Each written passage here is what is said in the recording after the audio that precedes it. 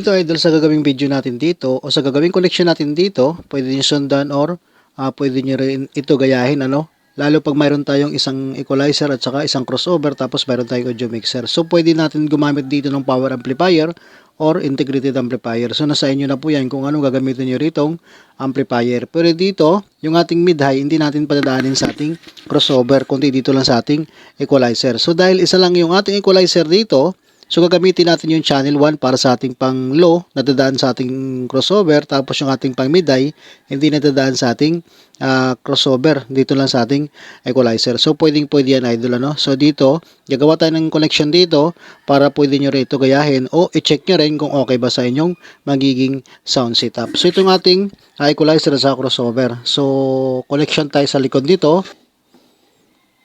So, ang gagamitin natin na connection dito, idol, mag-input tayo dito sa dalawa nating input sa channel 1 at saka channel 2 dito sa ating equalizer. So, naman gagaling sa ating audio mixer, ko-connection tayo sa ating equalizer. So, ito yung connector na gagamitin natin, dual mono TS dual XLR male. So, output tayo dito sa ating main output ng ating mixer, tapos papunta ito ngayon sa input ng ating channel 1 at saka channel 2 ng ating equalizer.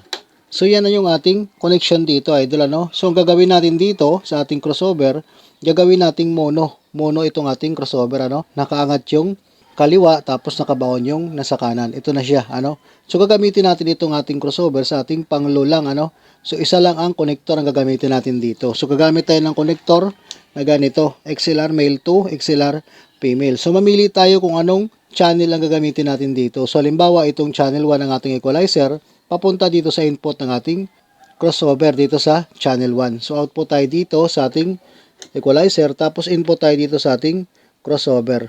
Ayan. So naka mono yung ating input dito o naka mono tayo dito sa ating crossover. So isa lang ang input dito na kailangan natin kapag naka mono mode yung ating crossover dito. So low output ang gagamitin natin dito papunta sa integrated amplifier or power amplifier natin. So, pwede natin i-engage yung low sum dito. I-push.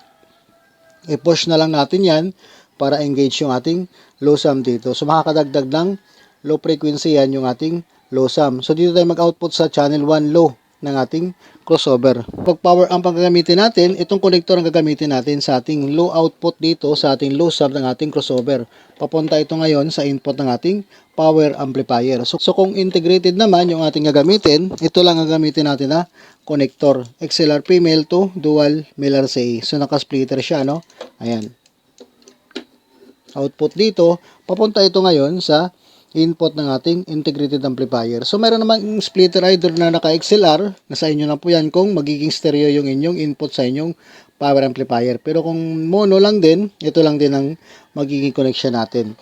So dahil yung ating low dito, dumaan sa ating crossover, ang magiging channel 2, ang magiging output ng ating channel 2 dito sa ating equalizer, ito na yung ating pang mid-high, hindi na dadaan dito sa ating crossover.